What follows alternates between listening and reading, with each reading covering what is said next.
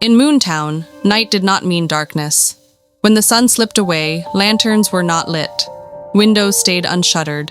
The streets glimmered on their own, softly, as if the town were breathing light back into the sky. That was because of Luma. She was born on a quiet evening when the moon hung low and full. When she cried for the first time, a gentle glow spread across the room, warm and steady, like a candle that never flickered. It clung to her skin, followed her footsteps, and hummed quietly when she slept. The people of Moontown noticed right away.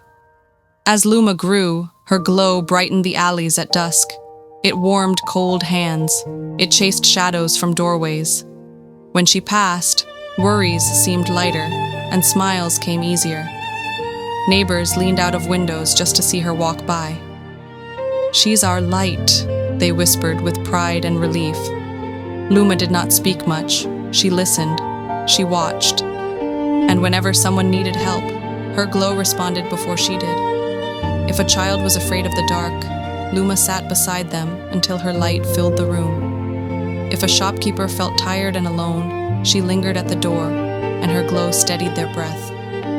If the streets felt dim, she walked them, step by step, until Moontown shone again. Each time she helped, her glow softened just a little.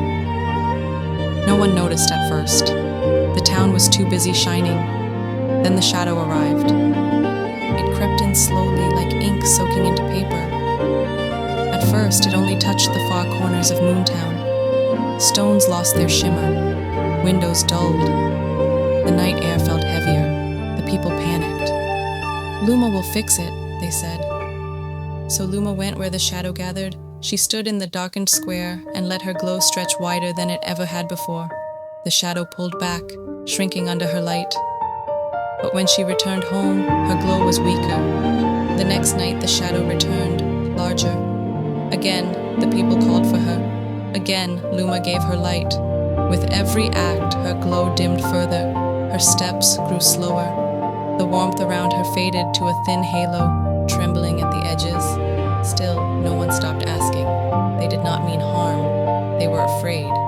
They believed light was something one person could carry alone. One evening, as the shadow spread deeper than ever before, Luma stood at the edge of Moontown and looked back. The streets were dark now. Faces were turned toward her, hopeful and desperate. She tried to shine brighter. Nothing happened. For the first time, Luma felt truly invisible. She sat down on the cold stone and bowed her head. The shadow did not advance. It waited. And in the silence, Luma noticed something she never had before. The walls of Moontown were not smooth. They were faceted, like cut glass. Windows, stones, rooftops. Each surface was shaped to catch and return light. Moontown had not been built to hold a single flame. It had been built to reflect many. Luma stood. She did not push her light outward this time. She let it rest, small and steady, just enough to be seen. Then she turned to the people and kept walking, not toward the shadow, but through the town. As she passed, she paused. She stopped beside a woman who had once smiled at her from a window. Luma met her eyes and held her glow still. The woman lifted a lantern she had not used in years, and it lit. Luma moved on. She passed a child who had always waited for her glow before stepping outside. This time, Luma only nodded. The child took a breath, stepped forward, and their courage shone bright enough to touch the walls. Light reflected, window to window, stone to stone. A shopkeeper lit a candle. A neighbor opened their door. Someone laughed. Someone else reached out a hand. Moontown began to glow again, not from Luma alone, but from everywhere. The shadow recoiled, breaking apart as light met light, multiplied and returned.